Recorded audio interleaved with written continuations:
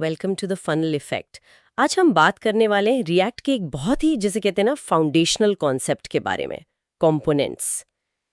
हमारे पास जो जानकारी है वो रिएक्ट के ऑफिशियल डॉक्यूमेंटेशन से ली गई है और ये डॉक्यूमेंटेशन बताता है कि ये कंपोनेंट्स आखिर हैं क्या भला और इन्हें इस्तेमाल कैसे करते हैं। आज की हमारी चर्चा का मकसद है रिएक्ट कंपोनेंट्स के रोल को गहराई से समझना और ये भी देखना कि अपना पहला कंपोनेंट बनाना कितना आसान है या शायद मुश्किल। ये उन लोगों के लिए खास तौर पर फायदेमंद होगा जो वेब डेवलपमेंट की दुनिया में कदम रख रहे हैं या फिर रिएक्ट सीखना अभी शुरू ही कर रहे हैं। तो चलिए उसे विस्तार से समझते हैं। तो सबसे पहले ये कंपोनेंट्स होते क्या हैं? अगर बिल्कुल आसान शब्दों में कहें तो ये रिएक्ट में यूजर इंटरफेस यानी यूआई बनाने के लिए बिल्डिंग ब्लॉक्स जैसे हैं। जैसे हम वेब पेजेस बनाने के लिए HTML टैग्स का इस्तेमाल करते हैं, सोचिए H1 हेडिंग के लिए या LI लिस्ट आइटम के लिए, ये सब मिलकर एक स्ट्रक्चर्ड डॉक्यूमेंट बनाते हैं, राइट? रिएक्ट हमें इससे एक कदम आगे जाने की सुविधा देता है। ये हमें मार्कअप जो कि HTML जैसा दिखता है, CSS स्टाइलिंग के लिए और जावास्क्रिप्ट मतलब इंटरैक्टिविटी के लिए, इन सबको मिलाकर अपने खुद के कस्टम कंपोनेंट्स बनाने देता है। ये रीयूजेबल यूआई एलिमेंट्स होते हैं, जैसे डॉक्यूमेंटेशन में एक उदाहरण दिया गया है टेबल ऑफ कंटेंट्स कंपोनेंट का। उसे एक बार बना लीजिए और फिर हर पेज पर इस्तेमाल कर सकते हैं। दिलचस्प बात यह है कि अंदरूनी तौर पर ये कंपोनेंट भी स्टैंडर्ड HTML टैग्स जैसे आर्टिकल, H1 वगैरह का ही इस्तेमाल कर रहा होता है। इन्हें आप लेगो ब्रिक्स की तरह समझ सकते हैं। हर ब्रिक मतलब कंपोनेंट अपना काम करता है और आप उन्हें जोड़कर कुछ भी बना सकते हैं। एक छोटा सा हिस्सा जैसे एक बटन या एक पूरा स्ट्रक्चर जैसे एक वेब पेज। बिल्कुल। और यहाँ दिलचस्प बात यह है, कंपोनेंट्स का जो सबसे बड़ा फायदा है वो है रीयूजेबिलिटी। एक बार आपने कोई कंपोनेंट बना लिया, मान लीजिए खास तरह का बटन या एक साइड बार मेन्यू, तो आप उसे अपनी एप्लीकेशन में कहीं भी कितनी भी बार इस्तेमाल कर सकते हैं और कोड को दोबारा लिखने की जरूरत नहीं पड़ती। हाँ, ये तो बहुत बड़ा एडवांटेज है। इससे डेवलपमेंट प्रोसेस काफी तेज हो जाता है। सोचिए अगर आपको 10 अलग-अलग पेजेस पर एक ही तरह का दिखने वाला बटन चाहिए, कंपोनेंट के बिना आपको शायद 10 बार कोड कॉपी पेस्ट करना पड़ता। उफ, हाँ। और फिर अगर उस बटन की डिजाइन में या मान लीजिए बिहेवियर में जरा सी भी तब्दीली करनी हो तो 10 जगह जाकर उसे बदलना पड़ता। बाप रे, ये तो नाइटमेयर है मेंटेन करने के लिए। एग्जैक्टली। कंपोनेंट्स इस तरह के सिरदर्द को पूरी तरह खत्म कर देते हैं। एक जगह बदलो और वो बदलाव हर जगह रिफ्लेक्ट हो जाता है। आप एग्जिस्टिंग कंपोनेंट्स को रीयूज करके कॉम्प्लेक्स यूआईज और डिजाइन्स आसानी से बना सकते हैं। स्रोत में रिएक्ट की ओपन सोर्स कम्युनिटी लाइब्रेरीज का भी जिक्र है, जैसे कि चक्रा यूआई और मटेरियल यूआई। इनमें हजारों की तादाद में पहले से बने बनाए कंपोनेंट्स मौजूद हैं, बटन्स, फॉर्म्स, मॉडल्स, लेआउट्स, सब कुछ। इनका इस्तेमाल करके किसी भी प्रोजेक्ट की शुरुआत बहुत तेजी से की जा सकती है। एक और महत्वपूर्ण बात है सोचने के तरीके में बदलाव। ट्रेडिशनली क्या होता था, वेब डेवलपर्स पहले कंटेंट का स्ट्रक्चर मतलब मार्कअप बनाते थे और फिर उसके ऊपर जावास्क्रिप्ट से इंटरैक्टिविटी ऐड करते थे। यह तरीका तब ठीक था जब वेब पर इंटरैक्शन एक नाइस टू हैव फीचर हुआ करती थी। हाँ, पहले स्टैटिक पेजेस ज्यादा होते थे। बिल्कुल। लेकिन आज के दौर में इंटरैक्टिविटी ज्यादातर वेबसाइट्स और सभी वेब एप्लीकेशंस के लिए फंडामेंटल एक्सपेक्टेशन है। रिएक्ट इस इंटरैक्टिविटी को फर्स्ट प्रायोरिटी देता है। ये कंपोनेंट को एक जावास्क्रिप्ट फंक्शन की तरह ट्रीट करता है, जिसमें आप मार्कअप को स्प्रिंकल कर सकते हैं, मतलब छिड़क सकते हैं। ये सोचने का एक अलग तरीका है यूआई को छोटे, स्वतंत्र, इंटरैक्टिव हिस्सों में तोड़ना। और ये सिर्फ कोड बचाने की बात नहीं है, ये यूआई को मैनेज करने का एक तरीका है, जिससे बड़ी एप्लीकेशंस को बनाना और सालों तक मेंटेन करना कहीं ज्यादा आसान हो जाता है। कंपोनेंट बनाना कितना मुश्किल या आसान है, जरा स्टेप बाय स्टेप देखते हैं। स्रोत में एक बहुत ही बेसिक प्रोफाइल कंपोनेंट का उदाहरण दिया गया है जो सिर्फ एक इमेज दिखाता है। इसे बनाने के 3 मुख्य स्टेप्स बताए गए हैं। स्टेप 1, कंपोनेंट को एक्सपोर्ट करना। इसमें एक्सपोर्ट डिफॉल्ट कीवर्ड का इस्तेमाल होता है। ये उस फंक्शन को मेन फंक्शन की तरह मार्क कर देता है ताकि उसे दूसरी फाइल्स में इंपोर्ट करके इस्तेमाल किया जा सके। ये कोई रिएक्ट की अपनी चीज नहीं है, बल्कि स्टैंडर्ड जावास्क्रिप्ट सिंटैक्स है मॉड्यूल्स के लिए।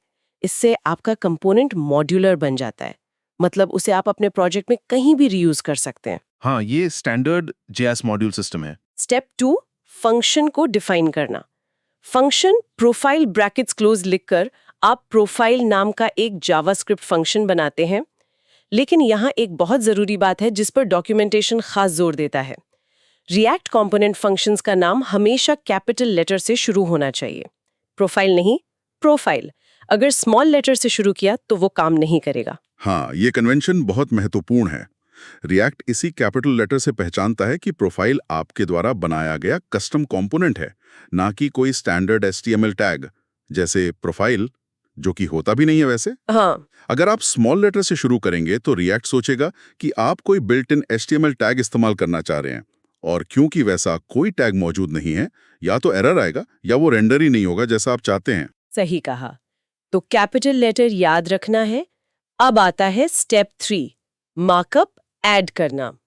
हमारा प्रोफाइल कंपोनेंट एक IMG टैग रिटर्न करता है, जिसमें सोर्स यानी इमेज सोर्स और ऑल्ट मतलब ऑल्टरनेटिव टेक्स्ट एट्रीब्यूट्स दिए गए हैं। अब ये जो IMG जैसा सिंटैक्स दिख रहा है, ये देखने में तो HTML लगता है, पर असल में ये JSX कहलाता है। ये JSX क्या चीज़ है? क्या ये HTML ही है? इसमें अक्सर कंफ्यूजन होता है। बढ़िया सवाल है। JSX का मतलब है जावास्क्रिप्ट XML। ये HTML नहीं है, बल्कि जावास्क्रिप्ट का एक सिंटैक्स एक्सटेंशन है। ये हमें जावास्क्रिप्ट कोड के अंदर ही UI का स्ट्रक्चर लिखने की सुविधा देता है, जो देखने में HTML जैसा लगता है। इससे डेवलपर्स के लिए UI लॉजिक और UI स्ट्रक्चर को एक साथ देखना और मैनेज करना आसान हो जाता है। अच्छा, लेकिन ब्राउज़र इसे सीधे नहीं समझता।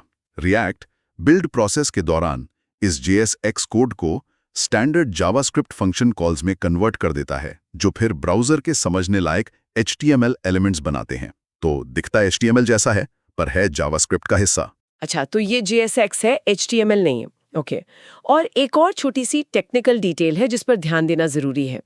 अगर आपका मार्कअप यानी JSX कोड रिटर्न कीवर्ड वाली लाइन पर ही खत्म नहीं हो रहा, बल्कि अगली लाइंस तक जा रहा है, तो उससे पैरेंथेसिस के अंदर रैप करना बहुत ज़रूरी है। ऐसा क्यों? ये जावास्क्रिप्ट के एक फीचर या कहें क्वर्क की वजह से है, जिसे ऑटोमेटिक सेमीकोलन इंसर्शन या ASI कहते हैं। अच्छा, अगर आप रिटर्न के तुरंत बाद नई लाइन पर JSX लिखना शुरू करते हैं बिना पैरेंथेसिस के, तो जावास्क्रिप्ट सोचेगा कि रिटर्न स्टेटमेंट वहीं खत्म हो गया और उसके बाद एक सेमीकोलन ऑटोमेटिकली लगा देगा, रिटर्न। हाँ, इससे रिटर्न के बाद की JSX लाइंस इग्नोर हो जाएंगी और आपका कंपोनेंट कुछ भी रेंडर नहीं करेगा, अनएक्सपेक्टेड बिहेवियर दिखाएगा। पैरेंथेसिस लगाने से जावास्क्रिप्ट को पता चल जाता है कि रिटर्न स्टेटमेंट अभी जारी है और इन पैरेंथेसिस के अंदर का पूरा एक्सप्रेशन रिटर्न करना है। Got it. तो मल्टी लाइन JSX के लिए पैरेंथेसिस जरूरी हैं। तो ये हो गया अपना पहला कंपोनेंट डिफाइन करना।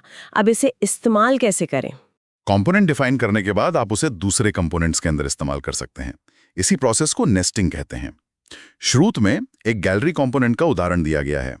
ये गैलरी कंपोनेंट अपने अंदर मल्टीपल प्रोफाइल कंपोनेंट्स को रेंडर करता है, यानी एक कंपोनेंट गैलरी दूसरे कंपोनेंट प्रोफाइल को अपने अंदर दिखा रहा है। यहां फिर से केसिंग का ध्यान रखना महत्वपूर्ण है। उदाहरण में आप देखेंगे सेक्शन लिखा है स्मॉल s के साथ, हाँ, और प्रोफाइल लिखा है कैपिटल P के साथ। सेक्शन एक स्टैंडर्ड HTML टैग है, इसलिए लोअर केस में है, जबकि प्रोफाइल हमारा कस्टम रिएक्ट कंपोनेंट है, इसलिए अपर केस से शुरू हो रहा है। रिएक्ट इसी केसिंग के फर्क से समझता है कि कब उसे ब्राउज़र का बिल्ट इन HTML टैग दिखाना है और कब आपके द्वारा बनाया गया कंपोनेंट रेंडर करना है।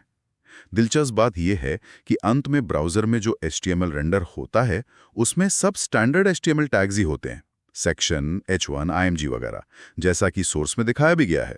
अच्छा, रिएक्ट ये सब पर्दे के पीछे करता है? बिल्कुल, रिएक्ट ये ट्रांसफॉर्मेशन पर्दे के पीछे करता है।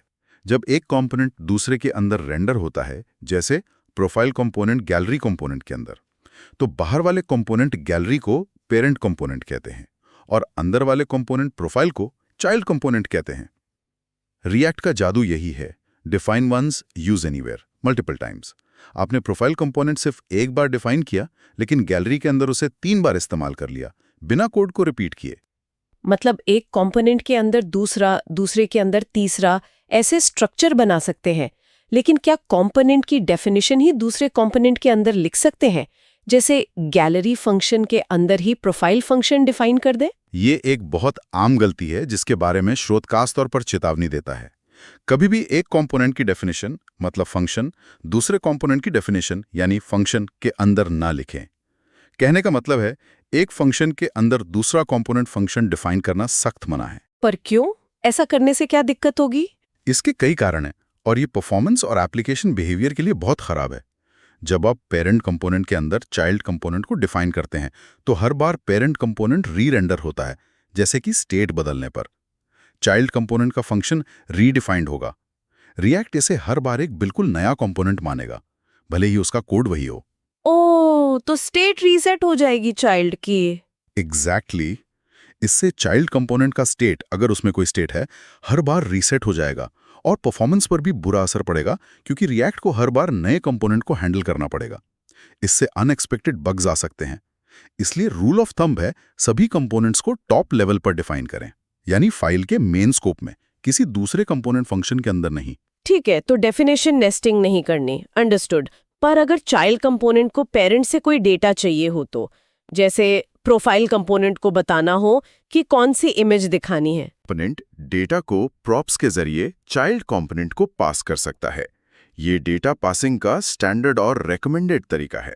हालांकि स्रोत में प्रॉप्स पर विस्तार से बात नहीं की गई है, पर यह जानना जरूरी है कि कंपोनेंट नेस्टिंग करते समय डेटा फ्लो के लिए प्रॉप्स का इस्तेमाल होता है, न कि डेफिनेशन नेस्टिंग का। समझ गए, कंपोनेंट्स को टॉप लेवल पे रखना है और डेटा पासिंग के लिए प्रॉप्स हैं। ठीक है, अब थोड़ा बड़ा पिक्चर देखते हैं। ये छोटे छोटे कंपोनेंट्स एक पूरी एप्लीकेशन में कैसे फिट होते हैं? ज्यादातर रिएक्ट एप्लीकेशंस एक रूट कंपोनेंट से शुरू होती हैं। ये आपकी एप्लीकेशन का, समझ लीजिए, एंट्री पॉइंट होता है। अक्सर जब आप कोई नया रिएक्ट प्रोजेक्ट बनाते हैं, जैसे क्रिएट रिएक्ट ऐप या नेक्स्ट.जेएस से, तो ये रूट कंपोनेंट ऑटोमेटिकली बन जाता है। स्रोत में नेक्स्ट.जेएस का उदाहरण दिया गया है, जहां पेजेस का index.js फाइल अक्सर रूट कंपोनेंट का काम करती है। इस रूट कंपोनेंट के अंदर फिर बाकी सारे कंपोनेंट्स नेस्ट होते चले जाते हैं और पूरी एप्लीकेशन का यूआई ट्री बनता है। हाँ, एक हायरार्की बन जाती है। और ये बात गौर करने लायक है कि रिएक्ट ऐप्स में प्रैक्टिकली सब कुछ कंपोनेंट से ही बना होता है। छोटे से छोटे यूआई एलिमेंट्स जैसे बटन्स, आइकॉन्स, इनपुट फील्ड्स से लेकर बड़े सेक्शंस जैसे साइड बार्स, लिस्ट्स, टेबल्स और यहाँ तक कि पूरे पेजेस भी कंपोनेंट्स ही होते हैं। कंपोनेंट्स आपके यूआई कोड और उसके करस्पॉन्डिंग मार्कअप को एक साथ ऑर्गेनाइज करने का एक बहुत अच्छा और लॉजिकल तरीका है। स्रोत ये भी कहता है कि भले ही कोई कंपोनेंट सिर्फ एक ही बार इस्तेमाल हो रहा हो, उसे कंपोनेंट बनाना फिर भी फायदेमंद हो सकता है क्योंकि इससे कोड ज्यादा रीडेबल और मैनेजेबल रहता है। बिल्कुल, और रिएक्ट बेस्ड फ्रेमवर्क्स जैसे नेक्स्ट.जेएस, रेमिक्स वगैरह इसे और भी पावरफुल बना देते हैं। Traditional client side react apps में क्या होता है, ब्राउजर पहले एक खाली HTML फाइल लोड करता है, फिर जावास्क्रिप्ट, रिएक्ट कोड लोड और एग्जीक्यूट होती है और तब जाकर यूआई रेंडर होता है। हाँ, उसमें थोड़ा टाइम लैग आ सकता है इनिशियल लोड पर, राइट। लेकिन ये फ्रेमवर्क सर्वर पर ही आपके रिएक्ट कंपोनेंट्स को रन करके HTML जनरेट कर देते हैं। सर्वर पर जनरेट करने से क्या फायदा होता है? इसका बड़ा फायदा ये है कि जब यूजर पेज रिक्वेस्ट करता है तो सर्वर से सीधे प्री रेंडर्ड HTML आता है। यूजर को कंटेंट दिखने के लिए जावास्क्रिप्ट के लोड और एग्जीक्यूट होने का इंतजार नहीं करना पड़ता। इससे इनिशियल पेज लोड टाइम काफी कम हो जाता है और यूजर एक्सपीरियंस बेहतर होता है। अच्छा, मतलब पेज जल्दी दिखता है। हाँ, इसे सर्वर साइड रेंडरिंग SSR या स्टैटिक साइट जनरेशन SSG कहते हैं। ये सर्च इंजन ऑप्टिमाइजेशन SEO के लिए भी बेहतर होता है क्योंकि सर्च इंजन क्रॉलर्स को कंटेंट आसानी से मिल जाता है। तो ये फ्रेमवर्क्स कंपोनेंट्स की पावर को सर्वर तक ले जाते हैं। हालांकि ये जानना भी जरूरी है कि रिएक्ट सिर्फ बड़ी complex single page applications SPS बनाने के लिए ही नहीं है। कई वेबसाइट्स रिएक्ट का इस्तेमाल बहुत सिलेक्टिवली करती हैं, सिर्फ अपने एग्जिस्टिंग HTML पेजेस में कुछ इंटरैक्टिव फीचर्स जोड़ने के लिए। ऐसी सूरत में उनके पास पूरे पेज के लिए एक सिंगल रूट कंपोनेंट होने के बजाय पेज के अलग-अलग हिस्सों को मैनेज करने वाले कई छोटे-छोटे रूट कंपोनेंट्स हो सकते हैं। अच्छा, जैसे एक कंपोनेंट शायद सिर्फ कमेंट सेक्शन को हैंडल कर रहा हो, दूसरा इमेज कैरोसेल को। इसका मतलब है कि आप अपनी जरूरत के हिसाब से रिएक्ट का कम या ज्यादा इस्तेमाल कर सकते हैं। ये काफी फ्लेक्सिबल अप्रोच है। तो कुल मिला के बात यह है कि कंपोनेंट्स रिएक्ट का कोर हैं और इन्हें कई तरह से इस्तेमाल किया जा सकता है, छोटी इंटरैक्टिविटी से लेकर पूरी एप्लीकेशन बनाने तक। आज की चर्चा को संक्षेप में कहें तो मुख्य बातें क्या रहीं? पहली बात, रिएक्ट कंपोनेंट्स आपकी एप्लीकेशन के लिए रीयूजेबल यूआई एलिमेंट्स हैं। ये यूआई के बिल्डिंग ब्लॉक्स हैं जिन्हें आप बार-बार इस्तेमाल कर सकते हैं। दूसरी बात, एक टिपिकल रिएक्ट ऐप में हर यूआई एलिमेंट, चाहे वो छोटा हो या बड़ा, एक कंपोनेंट होता है। इससे यूआई को छोटे, मैनेजेबल हिस्सों में तोड़ना और ऑर्गेनाइज करना आसान हो जाता है। और तीसरी, ये कंपोनेंट्स असल में रेगुलर जावास्क्रिप्ट फंक्शंस ही होते हैं, लेकिन दो खास बातों के साथ। 1, इनका नाम हमेशा कैपिटल लेटर से शुरू होता है।